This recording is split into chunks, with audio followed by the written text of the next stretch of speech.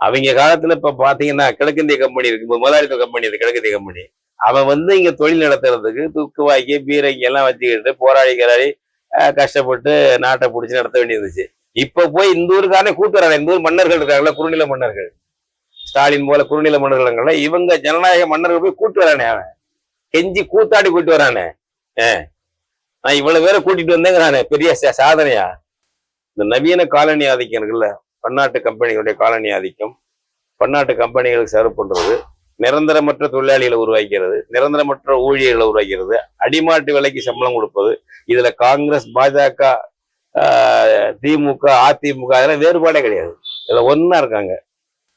இப்ப நீங்க ஒரு நெருக்கடியில சோவியத் யூனியன் விழுந்தது, சீனா போச்சு, எல்லாம் தாராளமாயின் வந்துச்சு, எல்லாம் பண்ண பிறகு காட்டு மிராண்டித்தனத்துக்கு கதவு திறந்து விட்டதாக உள்ளவாகிவிட்டது. இப்ப யாரும் நிரந்தர ஊழியரும் கிடையாது. இவர்களுக்கு இந்த தொழிற்சங்க தலைவர்கள் அங்க போய் பேச முடியாது. இவங்களுக்கு தற்காலிக தொழிலாளியா இருக்காங்க பாருங்க, அல்லது ஒப்பந்த தொழிலாளியா இருக்காங்கல்ல, இவங்களுக்காக இவங்க பேச முடியாது, ஒண்ணும் பண்ண முடியாது. இவங்க அந்த தலைவர்கள்லாம் அந்த பழைய ஆட்களுக்கு அவங்க வயசாகி அவங்க முடிஞ்சு போச்சுனாக்க இந்த தொழிற்சங்கங்கள் இருக்காது. அந்த பெருமுதலாளிகளா இருக்கிறதா சிறு முதலாளி அந்த பிரச்சனை இல்லை, முடிஞ்ச வேட்டையாடிக்கன்னு விட்டாச்சு. இப்ப அதான் சரி, 19ஆம் நூற்றாண்டு 18ஆம் நூற்றாண்டு வேட்டை நடந்துகிட்டு இருக்கு புதிய கருவிகளோட. எங்களுக்கு வந்து பண்ணுக்கு போடுறதுல ஜிஎஸ்டி, பசிச்சவனுக்கு சோறு வாங்கி திங்க முடியாம பன் வாங்கி சாப்பிட்டா அதுக்கு இனிப்பு ஜிஎஸ்டி போடுறதுல, அவன்கிட்ட என்ன பண்ற? இந்த விகிதத்துல அங்க போடு. கொள்ளையை விட அதிகமாக கொள்ளைக்காரர்களாகவும் தங்குதடையற்ற அராஜகம் செய்வதற்கான அனுமதி உள்ளவர்களாகவும் முதலாளித்துவ கம்பெனிகள் இருக்கின்றன, பெரும் கம்பெனிகள். இதுதான் எங்க தமிழ்நாட்டை நீங்க காலனியா வச்சுக்கோங்க, நாங்க வந்து உங்களுக்கு அவ்வளவு செலவு பண்ணி தரோம், நீங்க எங்களை காலனியா வச்சுக்கிறது உங்களுக்கு அவ்வளவு செலவு பண்ணி தர்றோம்.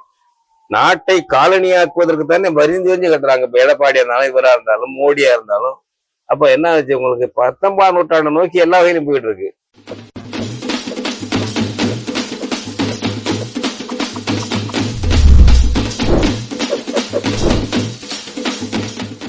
தமிழர்கள் நோட்டம் நேயர்களுக்கு வணக்கம். தொடர்ச்சியாக பெருங்குழும நிறுவனங்களில் அதிகரித்து வரும் வேலை நேரம் பல உயிரிழப்புகளை சந்தித்துள்ளது. அந்த அடிப்படையில் அண்மையில் ஒரு மரணம் இந்தியா முழுமைக்கு உலுக்கி இந்த வேலை நேரத்தை கேள்விக்குள்ளாக்கி இருக்கின்றது. தொலைந்து வரும் தொழிற்சங்க உரிமைகள், அதிகரித்து வரும் உழைப்பு சுரண்டல், இவை குறித்து இன்றைய தினம் தமிழ் தேசிய பேரியக்கத்தின் தலைவர் ஐயா மணியரசன் அவர்களோடு நாம் உரையாடணும். ஐயா வணக்கம். வணக்கம் ஐயா, அண்மையில புனேய தலைமையிடமாக கொண்டு ஏர்ன்ஸ்ட் அண்ட் யங் அப்படின்ற ஒரு நிறுவனத்துல பணியாற்றின அன்னா செபஸ்டின் பெரைல் அப்படின்ற ஒரு பெண்ணு வந்து ரொம்ப குறைந்த வயது, 26 வயது. அவங்க வந்து தணிக்கையாளர் பயிற்சி முடிக்கிறாங்க, சிஏ பட்டம் பெற்றவங்க. மார்ச் 19 வேலைக்கு சேர்றாங்க, ஜூலை 20 இறந்து போறாங்க. அவங்களுடைய தாயார் அனிதா அகஸ்டின் அப்படின்றவங்க அதனுடைய தலைமை செயல் அதிகாரியா இருக்கக்கூடிய அந்த ராஜீவ் மெமானிக்கு ஒரு கடிதம் எழுதுறாங்க. அது அண்மையில சமூக வலைதளங்களில் வெளியாகி பெரும் பரபரப்பு உண்டாங்க. அது அவங்க என்ன குற்றம் சொல்றாங்கன்னா, தன்னுடைய மகள் இறப்புக்கு கூட அந்த நிறுவனத்திலிருந்து யாரும் வந்து பார்க்கல, முதுகெலும்பு உடைக்கக்கூடிய வேலை நேரம், தொடர்ச்சியாக வேலை செய்து கொண்டிருந்தனால ஒரு மன அழுத்தத்தில், மன இறுக்கத்தில் வந்து அவங்க இருந்தாங்க. நாங்க அந்த வேலையை விட சொல்லி கூட ஒரு இளம் துடிப்போடு வந்து செயல்பட்டு இருந்தாங்க. ஆனாலும் அதிகரிக்கக்கூடிய வேலை நேரம், எட்ட முடியாத இலக்குகளை இவற்றால் வந்து அந்த பெண் இறந்து போயிருக்காங்க. இந்த மரணம் பற்றியும் அவங்களுடைய அந்த கடிதம் பற்றியும் உங்களுடைய கருத்து என்ன? அந்த கடிதத்தை நானும் படிச்சேன். இப்ப வந்து அவங்க அந்த பொண்ணு இறந்ததுங்கிறது மருத்துவமனையில் போய் தானே இருக்கு. இல்ல, இவங்க அந்த ஜூலை 6 வந்து அந்த பொண்ணு சிஏ பட்டம் வாங்குறதுக்காக பெற்றோர்கள் போறாங்க. அன்னைக்கே அவங்களுக்கு வந்து ஒரு மாதிரி நெஞ்சு வலிக்கிற மாதிரி இருக்கும். போய் பாத்துறாங்க, இசிஜில வந்து நார்மலா தான் இருக்குன்னு இருக்கிறாங்க.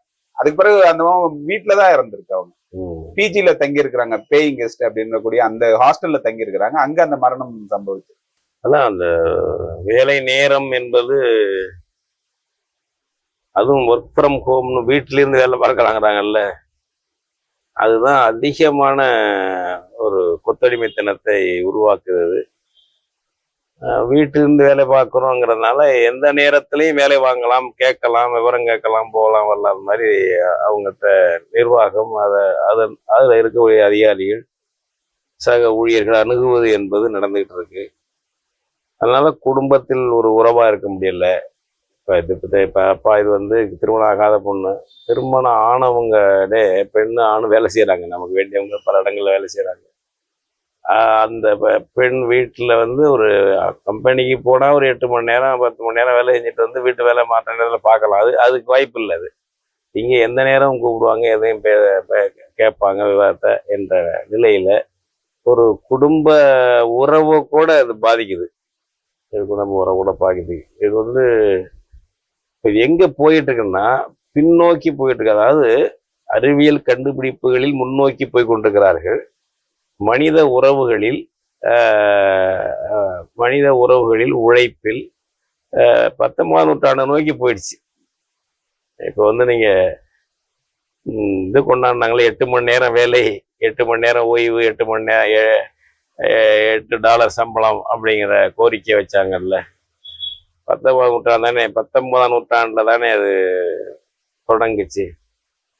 அதன் பிறகு அது வெற்றி பெற்றது. துப்பாக்கியோடு சிக்காகோ போராட்டம் எல்லாம் நடக்குதுன்னு வச்சுக்கோங்க. இப்பொழுது எங்க போயிட்டு இருக்கு வந்து நேர கணக்கு இல்லை, எப்போ வேணாலும் வேலை வாங்கலாம். அரசாங்கமே அனுமதிக்குது. இங்கேயே வந்து மு.க. ஸ்டாலின் வந்து சில மாதங்களுக்கு முன்பாக 12 மணி நேரம் வேலை செய்யலாம் என்று கொண்டு வந்தார். எல்லாரும் ஏப்ரல் 23 ஏப்ரல் அதாவது வந்து அவங்க கூட்டணி கட்சி உட்பட எல்லாரும் எதிர்த்த உடனே ரொம்ப விகாரமா போயிடுச்சு, நம்முடைய அந்தரங்கம் அம்பலமாகிவிட்டது என்ற வகையில் தற்காலிகமாக நிறுத்தி வச்சிருக்காரு எல்லாருமே. இப்ப அவர் கொண்டு வந்ததானே, நாங்கள் தான் இந்தியாவிலே முதலாக மே தினத்தை அரசு கொண்டாடப்படி வைத்தோம் போனோம் அப்படிம்பாங்க. சரி, இந்தியாவிலேயே முதல் மே தினத்தை கொண்டாண்டு தமிழ் மண்ணு தான் சிங்கார வேலை 1923. சரி, அந்த பெருமை வேண்டாம். அதுக்கெல்லாம் ஒரு உளவியல் ரீதியாக மன ரீதியாக ஈடுபட்டு அந்த கொள்கைகளை உடன்பட்டு அதெல்லாம் செய்யறதில்லை. இதெல்லாம் செய்தா என்ன பேர் வாங்கலாம், என்ன புகழ் வாங்கலாம், இதனால என்ன பலனடையலாம், வாக்கு வாங்கலாம் என்பதுதான் இவங்களுக்கு இந்த கட்சிகள் எல்லாத்துக்குமே உள்ள ஒரு உளவியல் கணக்கும் அதுதான். அதனால இவர்கள் வந்து 12 மணி நேரம்னு இவர் மாத்துறாரு. நான் உண்மையிலே மாணவ பருவத்துல மேனாள் பற்றி தெரிந்து கொண்டது திமுக பத்திரிகைகள்ல தான். 60களில் மாலை மணி என்ற இதழ் வரும், வார இதழ். அதை தொடர்ந்து படிப்பேன். அப்போ தொடர்ந்து படிப்பேன். அதுலதான் மேனாள் பற்றிய கட்டுரை வந்து சிறப்பு கட்டுரை வந்தது. அப்பதான் அதை பற்றி எனக்கு அறிமுகம் வருது.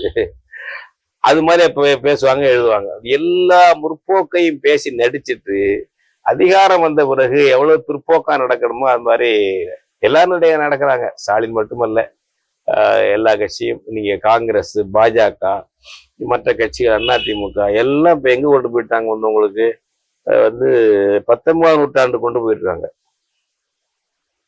அடுத்தது காலனி, நவீன காலனிகளை ஒத்துக்கிட்டு போயிட்டாங்க. அமெரிக்க கம்பெனிக்கு, ஜப்பான் கம்பெனிக்கு அல்லது ஜெர்மன் கம்பெனிக்கு, பன்னாட்டு கம்பெனிகளுடைய காலனிகளா இருப்பதை விரும்பி நீங்க எங்க காலனிக்கு வாங்க, எங்க காலனிக்கு வாங்கன்னு கூப்பிடுறாங்க. இப்ப ஸ்டாலின் போனாருனாக்க யுஎஸ்ஏக்குன்னா எங்க தமிழ்நாட்டு காலனிக்கு வாங்க, எங்க தமிழ்நாட்டை நீங்க காலனியா வச்சுக்கோங்க, நாங்க வந்து உங்களுக்கு அவ்வளவு செலவு பண்ணி தரோம், நீங்க எங்களை காலனியா வச்சுக்கிறது உங்களுக்கு அவ்வளவு செலவு பண்ணி தர்றோம். நாட்டை காலனியாக்குவதற்கு தானே வரிந்து வரிஞ்சு கட்டுறாங்க. இப்ப எடப்பாடியா இருந்தாலும், இவரா இருந்தாலும், மோடியா இருந்தாலும். அப்ப என்ன ஆச்சு உங்களுக்கு, 19ஆம் நூற்றாண்டு நோக்கி எல்லா வகையிலும் போயிட்டு இருக்கு.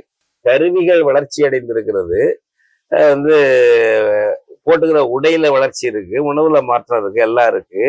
ஆனால் மனித வாழ்க்கையில், மனித உரிமையில் வந்து அது 19ஆம் நூற்றாண்டுக்கு போய்விட்டது. மனித உரிமையில் இப்ப நாடு என்பது காலனியா இருக்கு. அது போல தொழிற்சாலைகள் அல்லது தொழில் கூடங்கள் என்பதெல்லாம் 10-12 மணி நேரம் வேலை வாங்குறது, அதுக்கு மேலே வேலை வாங்குறது என்பதாக இருக்கிறது. தொழிற்சங்க உரிமைகள் இல்லை. நீங்க இதையும் சேர்த்து பார்க்கணும். நீங்க இப்போ எங்கேயாவது பெரிய தொழிற்சாலைகள், இப்ப தொழிற்சங்கம் இருக்கு, பேசுறாங்க பாருங்க. இதெல்லாம் எங்க வந்து ஏற்கனவே ஒரு 30 ஆண்டுக்கு முன்னாடி சேர்ந்த தொழிலாளிகள், 20-30 ஆண்டுக்கு முன்னாடி சேர்ந்த அவங்களுக்கு தான் தொழிற்சங்க உரிமை இருக்கு. புதுசா சேர்க்கிறவங்க எல்லாம் தற்காலிகமாக வெவ்வேறு ஏதோ பிரிவு வச்சிருக்காங்க. அதுக்கு தொழிற்சங்கம் வைக்க முடியாது. இப்ப நீங்க எடுத்துக்காட்டா அசோக் லேலண்ட்னு வச்சுக்கங்களேன், பல இடங்கள்ல இருக்கு அசோக் லேலண்ட். அங்க பேச்சுவார்த்தை நடக்குது, எல்லாம் இருக்குன்னா 30-20 ஆண்டுக்கு முன்னாடி சேர்ந்த தொழிலாளிகள் வைத்த சங்கம், அவங்கதான் நிரந்தர ஊழியர். இப்ப யாரும் நிரந்தர ஊழியரும் கிடையாது.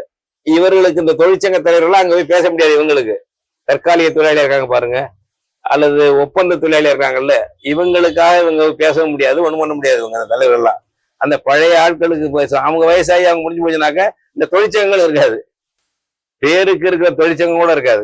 அப்ப உங்களுக்கு பின்னோக்கி போயிட்டு இருக்கு. இதை நம்ம புரிஞ்சுக்கணும்.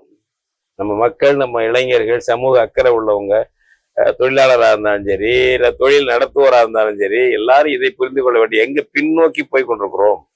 கருவிகளில் கண்டுபிடிப்புகள் மற்ற விஷயங்கள்ல அது முன்னோக்கி போறோம். அது யாருக்கு பயன்படுகிறது? அது வசதி படைத்தவர்களுக்கு.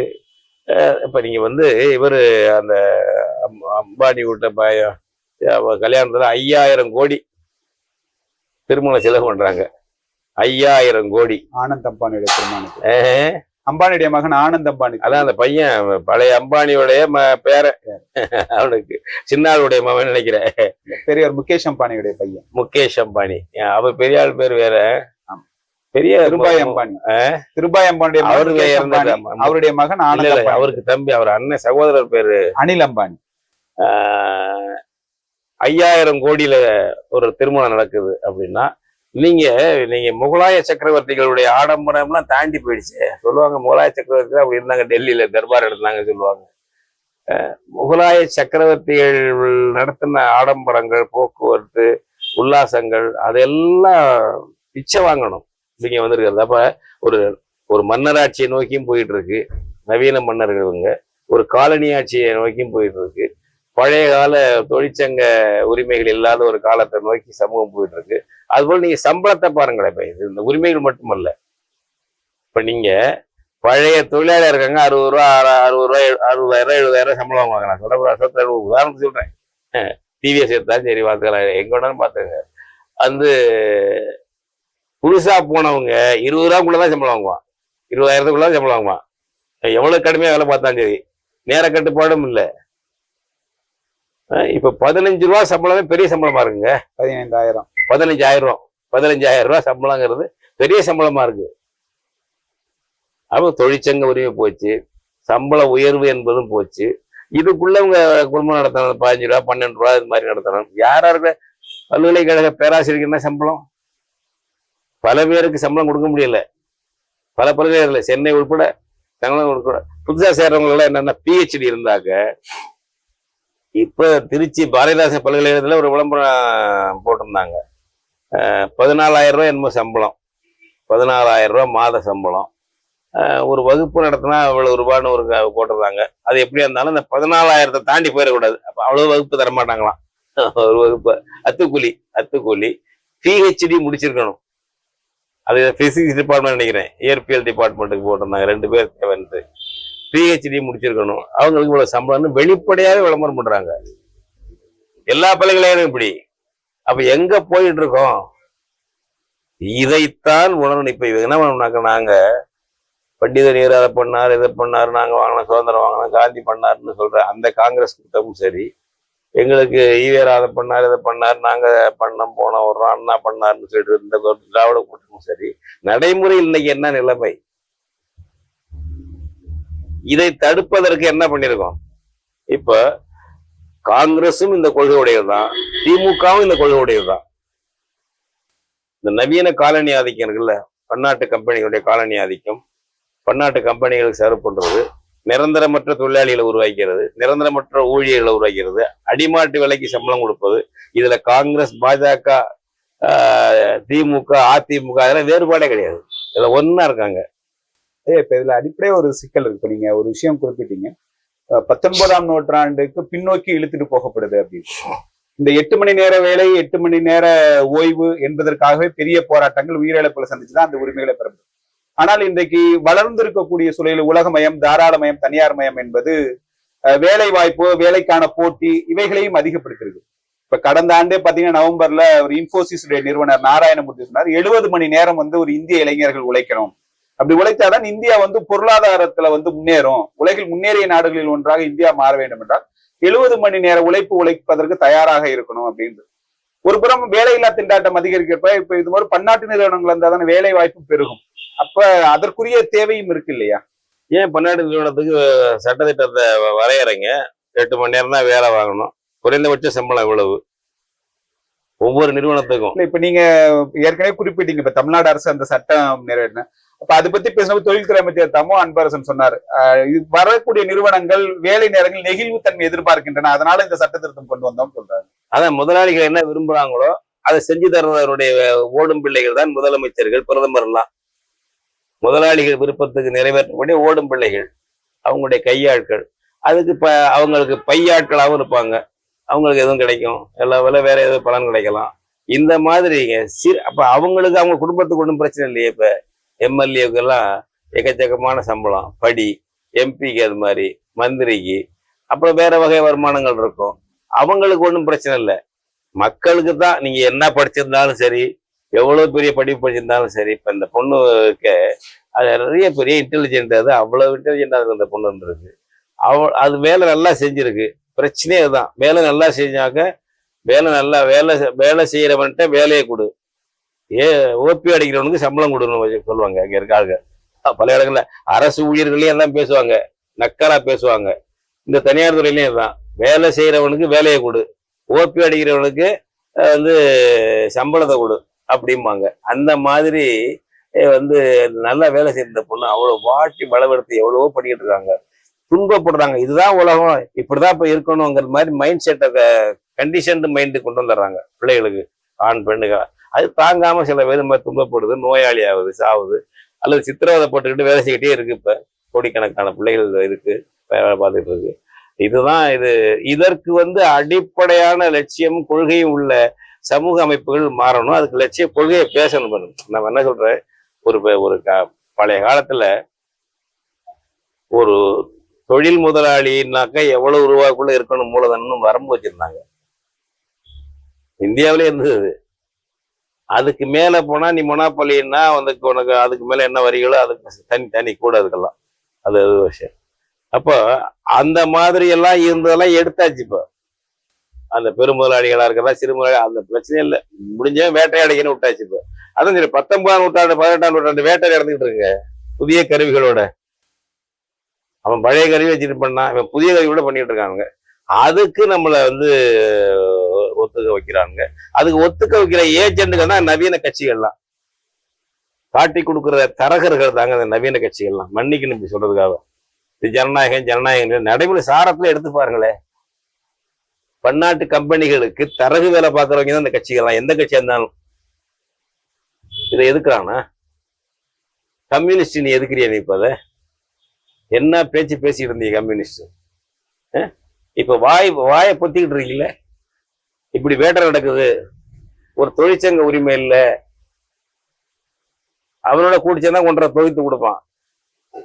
எல்லாம் கெட்டு போயிட்டீங்க, எல்லாம் கெட்டு போயிட்டீங்க. இந்த தொழில் வளர்ச்சி இல்லாமல் ஒரு அரசு நடத்துவது சாத்தியம் இல்ல. மனித வளர்ச்சியோட கீழ்பட்டதுதான் தொழில் வளர்ச்சி. மனித மன வளர்ச்சி, மனித அமைதி வளர்ச்சி, மனித வாழ்வு வளர்ச்சி, மனித நல்லிணக்க வளர்ச்சி, இதெல்லாம் இருந்தா போதும். முன்னுரிமை இதுதான். இதுக்கு துணை செஞ்சா தொழில் என்ன தொழிலை தூக்கி எறிங்கிட்டு, ஏன் துணை செய்யாம என்ன போகுது? அது மாதிரி ஒரு புதிய கொள்கையை வகுக்கணும். இப்ப நம்மளதான் சொல்றோம், நாங்க தமிழ் தேசிய பேரியக்கத்திலே சொல்லிட்டு இருக்கோம், இன்னும் துல்லியமா வகுக்கணும். இப்ப இவர் 70 மணி நேரம் வேலை சொல்றாரு அந்த ஆளு நாராயணமூர்த்தி. அப்ப அவங்க என்னன்னா, அவன் கொள்ளைக்கும் வரம்பே இல்லை, அவனுக்கு கணக்கு வழக்கே இல்லைங்களே. இவ்வளவு வைக்கலாம், அதுக்கு மேல இருக்கலாம், அரசு எடுத்துக்கலாம்னு ஒண்ணும் இல்லைல்ல. இப்ப என்ன சொல்றேன், நீங்க இப்ப 5000 கோடி செலவு பண்ணிருக்காங்க கல்யாணம் கணக்கு கேட்டு இவ்வளவுக்கு மேல அவனுக்கு சொத்து இருக்க கூடாதுன்னு எடுக்கணும். அது சட்டம் போடணும். இவ்வளவுக்கு மேல ஒருத்தனுக்கு சொத்து இருக்க கூடாது, இவ்வளவுக்கு மேல லாபம் ஒருத்தனுக்கு வந்தாக்க அரசு கொடுத்துருதெல்லாம். தனியாரை தடை செய்ய வேண்டாம், வரம்பு கொண்டு வாங்க. இப்ப நீங்க ஒரு நெருக்கடியில சோவியத் யூனியன் விழுந்தது, சீனா போச்சு, எல்லாம் தாராளமாயின்னு வந்துச்சு, எல்லாம் பண்ண பிறகு காட்டு மிராண்டித்தனத்துக்கு கதவு திறந்து விட்டதாக ஆகிவிட்டது. சரி, அதுல இருந்து பாடங்கிறதுக்கு, சோவியத் யூனியன் பாடங்கிறதுக்கு என்னன்ட்டு முற்றிலும் தப்பாது. சீனாவில இருந்து என்ன பாடம் கத்துக்கிறதுக்கு? ஒரு அனார்கி வேணுமா? அதுக்காக ஒரு அராஜகம் வேணுமா? எந்த கட்டுப்பாடும் இல்லாம அப்படி விட்டாச்சு போல. இதைத்தான் விரும்பினாங்க. இப்ப நீங்க முதல்ல ரஷ்ய புரட்சி எல்லாம் வெற்றி பெற்று மாடலா வந்த பிறகு என்ன ஆச்சுன்னாக்க, அவங்களுக்கு பெரிய ரிசெஷன் வந்தது. 1929-30 பெரிய பொருளாதார மந்த நிலை வந்தது. அப்ப அவங்க முதலாளித்துவ அறிஞர்களே என்ன பண்ணாங்கன்னா, வெல்ஃபேர் மெஷர்ஸ் எடுக்கணும். அந்த ரிசெஷன்ல ரஷ்யா பாதிக்கப்படலை. உலக பொருளாதார மந்தத்துல பெரிய பாதிப்பு எல்லா நாடுகளுக்கும் வந்துச்சு. வளமான பெரிய அந்த ஏகாதிபத்திய காலனி வச்சிருந்தவங்க எல்லாம் அவங்க எல்லாம் வந்துச்சு. அப்ப இவங்களுக்கு ஒன்றும் பெரிய பாதிப்பு இல்லை. அவ சமாளிக்கிறான் ரஷ்யா. அது 5ஆண்டு திட்டம் போட்டிருக்கான், எல்லாம் பண்றாங்க. ஸ்டாலின் இருக்காரு. அப்ப என்னடான்னு பார்த்தான், அவர் பேர் மறந்து போச்சு. அவர் தான் அப்ப வந்து வெல்ஃபேர் ஸ்டேட்டா நம்ம மாத்திக்கணும், சோசியலிஸ்டா வேண்டாம், வெல்ஃபேர் ஸ்டேட்டா மாத்திக்கணும். அதுக்கு என்ன அர்த்தம் சாரம்னா, கருவில் இருந்து கல்லறை வரைக்கும் அரசு பொறுப்பேற்க வேண்டும். அப்ப அவங்களுக்கு உதவி செய்யணும், பண உதவியும் பொருளாதார உதவியும் செய்யணும். அவங்க தொழிலாளர்களுக்கு, மக்களுக்கு, மக்கள், தொழிலாளர் மட்டும் இல்ல, எல்லா மக்களுக்கும். வெல்ஃபேர் ஸ்டேட்னா சேமநல அரசு என்பது எல்லா மக்களுக்கும். எல்லா மக்களுக்கும் அவங்க வேலை கிடைக்கணும், அவங்களுக்கு வந்து உதவிகள் செய்யணும், போகணும் வரணும். அது மாதிரி செய்யாம இருந்தாங்க முதல்ல. அது நாங்க தலையிட வேண்டியெல்லாம் அவங்கவுங்க பார்த்துக்குவாங்க. அது மாதிரி செய்யணும் என்ற ஸ்கீம் அவங்க தான் கொண்டு வந்தாங்க 30களில், முதலாளித்த நாடுகள் தான். இப்ப ரஷ்யா விழுந்து போச்சு, சீனா போயிடுச்சு, செக்கோஸ்லாவியா போச்சு, யூகோஸ்லாவியா போச்சு, எல்லாம் போச்சுரா அப்படின்ன உடனே என்ன பண்ணாங்கன்னா அராஜகத்தை கட்டவிழ்த்து விட்டானுங்க. நீ அதுல இருந்து கத்துக்கங்கிறப்ப ரஷ்யா மாதிரி ரொம்ப கெடுபிடி பண்ணி ஒரு அடையாள அரசியலும் இல்லாம ஒண்ணும் இல்லாம கெடுபிடி பண்றது அது சரியில்லை. அதுல இருந்து கத்துக்கிட்டு அதை மாடிஃபை பண்ணிருக்கலாம்ல, கம்யூனிஸ்டுகளாவது மாடிஃபை பண்ணி சொல்லலாம்ல. அதுக்கு வேற பேர் வை, ஏதாவது வை. இப்ப சோசியலிசம் என்பது ஒண்ணு கார்ல் மார்க்ஸ் கண்டுபிடிச்சது இல்லை, அதுக்கு முன்னாடியே அவங்க பிரான்ஸ்ல எல்லாம், அவங்க பிரான்ஸ்ல பிரிட்டன்லாம் அதுக்கு முன்னாடியே அவங்க பேசினது. சமூகம் சமமா இருக்கணும், நல்லா இருக்கணும், வெல்ஃபேரா இருக்கணும். அதுக்காக சொசைட்டில இருந்து அவங்க சோசியலிசம் வந்தாங்க, கம்யூனிட்டில இருந்து கம்யூனிசம் வந்தாங்க பிரான்ஸ்ல எல்லாம். முன்னாடி அவங்க வச்ச பேர் தான், அதைத்தான் அவங்க எடுத்துக்கிட்டாங்க. தவிர மார்க்ஸ் எங்கல்ஸ் எல்லாம் இவங்க புதுசா உருவாக்குன சொல்ல அல்ல அது. அந்த திங்கிங் இருந்தது. இப்ப ராபர்ட் ஓவன்ங்கிற ஒரு பெரிய முதலாளி கம்பெனி வச்சிருந்தவங்க, அவன் மக்கள்கிட்ட விளையாட்டு கொடுத்துட்றான். அப்பெல்லாம் எந்த மார்க்சியமும் இல்லை. அப்படி கொடுத்தா அவங்க நல்லா இருக்கட்டும், இது ஒரு மாடலா வரட்டும், ஏன் ஏழை இவ்வளவு பெரிய பணக்காரர் இருக்கணும், அவன் பெரிய இவ்வளவு ஏழையா இருக்கணும் அப்படிங்கிறத சிந்தனைகளுக்கு ஒரு தனி நபருக்கே அந்த சிந்தனை வருது. அந்த மாதிரி வந்துதான் இது வந்துச்சு கம்யூனிசம்லாம். அப்புறம் அதை நாங்கள் சயின்டிஃபிக்கா பண்ணோம்னு பண்ணாங்க. இப்போ அதுல பல நடைமுறையில குறைகள் இருக்கு, தவறுகள் இருக்குன்னா அதை ஒழுங்கு பண்ணிக்கலாம். ஒழுங்கு பண்ணிக்கிட்டு அதே சில முற்றிலுமாக நான் வந்து தனியார் முதலாளித்துவத்தை ஒழிக்கிறேங்கிற வேலைக்கு போகாம வரம்பு கட்டுப்படுத்தலாம்ல. இப்ப இந்தியா போன்ற 3ஆம் உலக நாடுகள், பொருளாதார வளர்ச்சி பெற வேண்டிய நாடுகளில் ஏறக்குறைய பெருங்குழுமங்கள் வந்து அந்த தேர்தல் கட்சிகளோடு ஒரு நெருங்கிய உறவுல இருக்கு.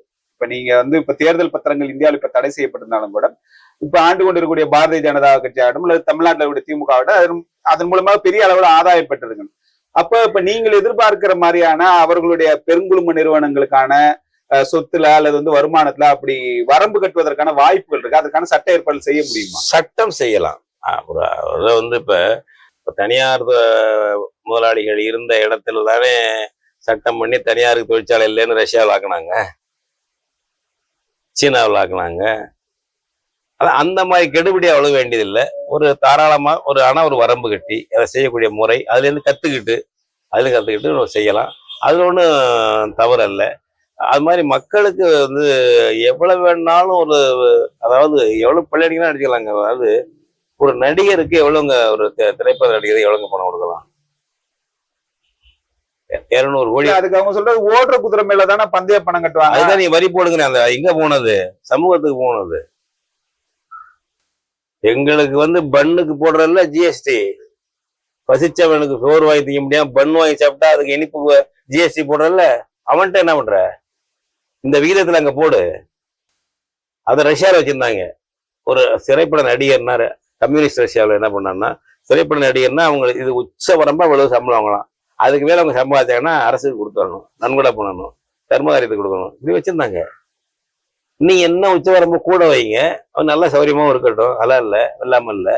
எதுவுமே இல்லாம காட்டு முன்னாடி தரமா திறந்து விட்டீங்க, முடிஞ்ச வேட்டையாடிக்க முடியாத அழிஞ்சு போடாங்கிறீங்க. இப்ப இதுக்கு எதுக்கு ஒரு அரசு இருக்குது? பழைய காலம் மாதிரி எடுத்து போலாம், மன்னர் காலத்தோட இப்படி கிடையாது.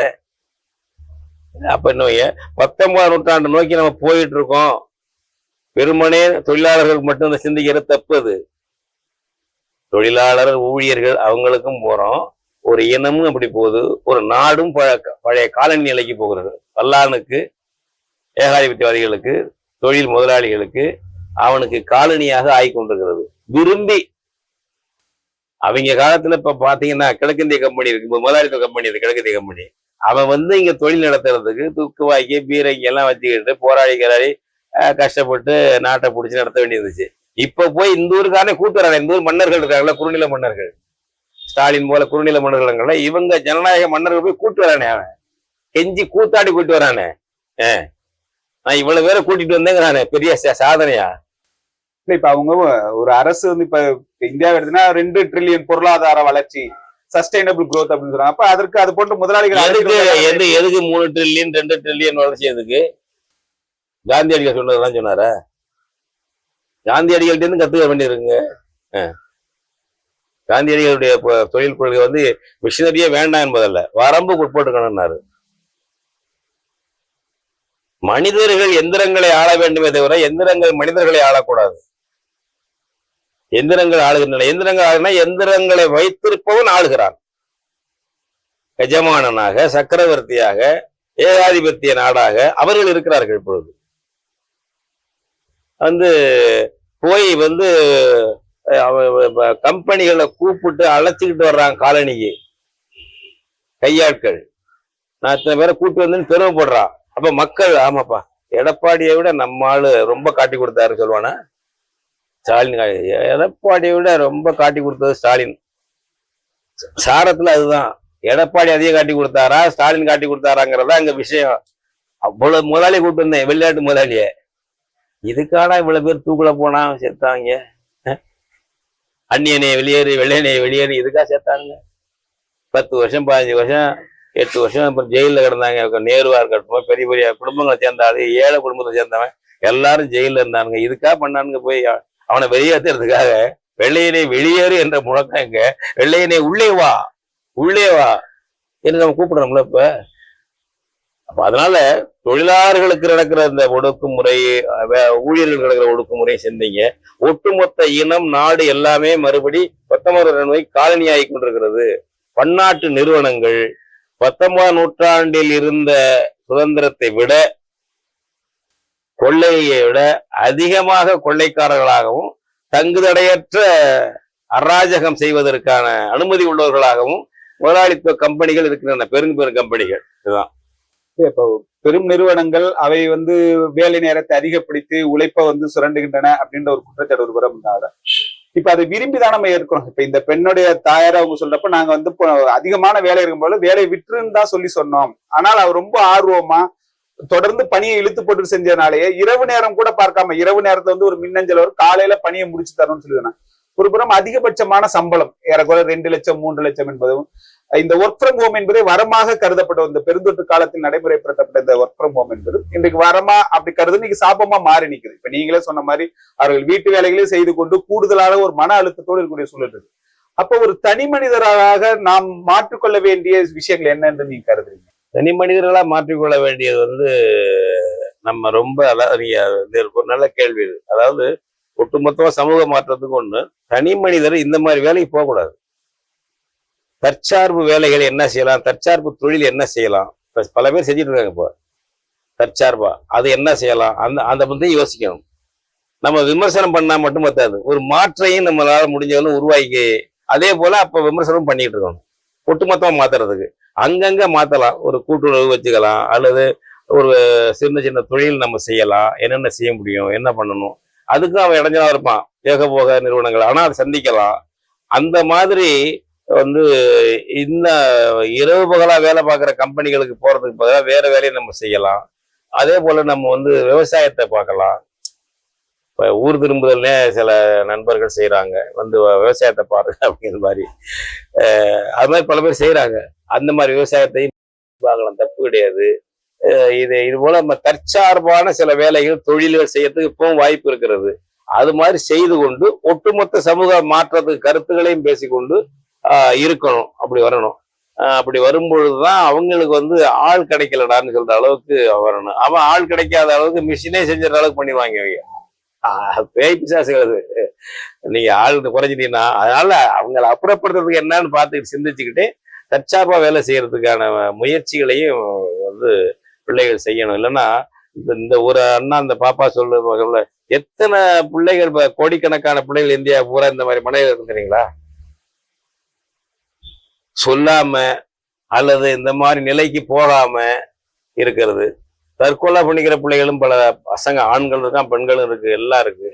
எவ்வளவு பேர் சித்திரவதைப்பட்டு வேலை பார்க்கறாங்க. வெளிமப்புக்கு இந்த இடத்துல பாக்குறேன், அந்த இடத்துல பாக்குறேன். இந்த போலி கௌரவங்கள் இருக்கு பாருங்க, இது எல்லாமே வந்துருச்சுங்க. அது இந்த இந்த வெளிநாட்டு பண்பாட்டு, அந்த முதலாளித்துவ பண்பாடுங்கிறது இருக்குல்ல, போலித்தனம், போலியா வந்து ஒரு கௌரவம் பார்த்துக்கிறது, பேசிக்கிறது, அங்க இருக்கேன் இங்க இருக்கேன் இதுல இருக்கேன் அப்படிங்கிற வேலை பார்த்தா அது ஒரு பெருமை மாதிரி. அங்க போட துன்பம் தெரியாது, துன்பத்தை மறைச்சிடுறது. அந்த போலித்தனம் இல்லாம வாழணும், மனசு வெள்ளையா வாழணும், அப்படி நம்ம திறமையாவும் இருக்கணும், வெள்ளையாவும் இருக்கணும் என்ற முறைகள்ல மன வளர்ச்சிக்கு நம்ம முக்கியம் தரணும்.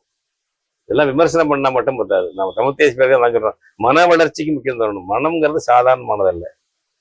இப்ப நீங்க நம்ம படிக்கும் போதெல்லாம் ஆறாவது அறிவு பகுத்தறிவு படிச்சுட்டு இருந்தோம். அப்புறம் தொல்காப்பியத்துல இப்ப நானே சொல்ல எங்க செந்தமிழன் ஒரு கட்டுரை எழுதினாப்புல கண்ணோட்டத்துக்கு, அதுல ஆறாவது அறிவு என்பது பகுத்தறிவு இல்ல, மனம் என்று தொல்காப்பியர் சொல்றாரு, இதுதான் சிறந்ததுன்னு எழுதினாப்புல. அதாவது அந்த கோணத்துல அப்பதான் யோசிச்சேன் நான்லாம். நம்ம தொல்காப்பியர் வந்து அப்ப சொல்லிட்டு இருப்பாருங்க, ஓரறிவு எல்லாம் இந்த புலனறிவு, அந்த அறிவு இந்த அறிவு, கண்ணு காது மூக்கு செவி எல்லாம் சொல்லிக்கிட்டே வர்றவர், உணர்வெல்லாம் வர்றவர்.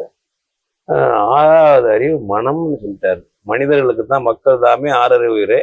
அவரோடு சில பெரும் உண்டு, கொஞ்சம் பேர் இருக்காங்க. அது என்னென்ன உரையாசி எழுதும்போது கிளிப்பிள்ளை, மைனா, இதுக்கெல்லாம் கொஞ்சம் மனசு இருக்கும், வளர்ச்சி அடையாளா இருக்கும் அப்படின்னு அவங்க உதாரணம் சொல்றாரு. அது மாதிரி இப்ப இதுக்கே இருக்குன்னு வச்சுங்க, இப்ப நாயே இருக்குன்னு வச்சுங்களேன். நாய் வந்து 200 சொற்களை புரிஞ்சுக்கிட்டு வேலை செய்யுமா. எனக்கு சொன்னது தளபதி கிட்டு. அவரை சுவிஸ்ல பார்க்கும்போது, நாய் இது கிளியெல்லாம் வளர்க்குறீங்களே, குரங்கெல்லாம் வளர்க்குறீங்களே, எப்படி என்ன குரங்கு வளர்த்தாரு. அப்ப பத்திரிகையில போடுவாங்க பெருசா, குரங்கு வளர்க்கறதான் எனக்கு என்ன அதான் ரொம்ப பிடிக்கும். நாய் நம்ம சொல்ற 200 சொற்களை ஞாபகம் வச்சுக்கிட்டு அதுக்கு ரியாக்ட். காவல் படைகள்ல வந்து நாய் பிரிவு தனியா வச்சிருக்கிறாங்க. அவர் சொன்னார் 200, அதுக்கு நாய் நல்ல தரமான நாய்க்கு 200 சொற்கள் அது ஞாபகம் வச்சுக்கோ. அது மாதிரி மனம் அதுக்கெல்லாம் இல்லாம இல்ல, வளர்ச்சி அடையாம இருக்கு. சொன்னானே தொல்காப்பிய, இது என்ன சாதாரணமாது. அப்ப நம்ம இந்த 2000, 3000, 4000 ஆண்டுக்கு முன்னாடியே உணர்ந்த இனம், நம்ம மேற்கத்திய கல்வின்னு பாழா போய் என்ன பண்ணிட்டோம்னா, நம்மகிட்ட ஒண்ணுமே இல்லை, நம்மகிட்ட ஒண்ணு இல்லை, அங்கதான் அவன் தான் கத்துக்கணுங்கிற மாதிரி வந்து நம்ம பலதை இறந்துட்டோம். அப்ப அந்த இதுல எல்லாம் மாற்றம் கொண்டு வரணும். ஒரு மன வளர்ச்சி மிக மிக முக்கியமானது. நம்மளுக்கு ஏற்ப நம்ம முன்னோர்கள் சொல்லியிருக்காங்க, அது இன்னும் மாடிஃபை பண்ணி வளர்க்கணும்னா என்ன செய்யலாம், செஞ்சுக்கலாம். இந்த மாதிரி ஒரு மனிதத்தை மறு உருவாக்கம் செய்கின்ற சிந்தனையும் வேண்டும், பண்பாடும் வேண்டும். மனிதத்தை மறு உருவாக்கம் செய்ய வேண்டிய தேவை இருக்கிறது. இப்ப இருக்கிற போட்டி உலகத்துக்கு ஒரு கருவியா நம்ம மாறிக்கிட்டு இருக்கோம். கருவிகள் நாம ஆட்டி படைக்கிற கருவிகள். நம்ம அந்த நிலையில இருக்கிறது மாற்றுவதற்கு நம்ம சிந்திக்கணும், அதுக்கான திட்டங்களை வைக்கணும். அதனால நம்ம தமிழ் தேசிய பேரியக்கம் நாங்கள் என்ன ஆக்க திட்டங்கள்னு வைக்கிறோம்.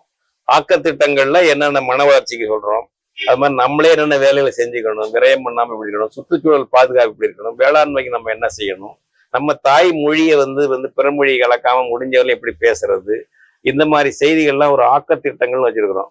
அது இன்னும் நம்ம அது சரியானது, அது இன்னும் கூடுதலா வளர்க்கணும்.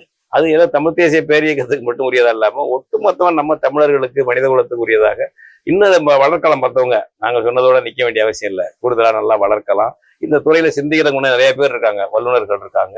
கலந்து பேசி ஒரு மாடிஃபைட ஒரு மாற்று திட்டங்களை கொடுத்து, மன வளர்ச்சி திட்டம் கொடுத்து, தொழில் வளர்ச்சியை பத்தி நமக்கு திட்டம் கொடுத்து, தொழில் வளர்ச்சின்னு ஏன் பண்ணணுது?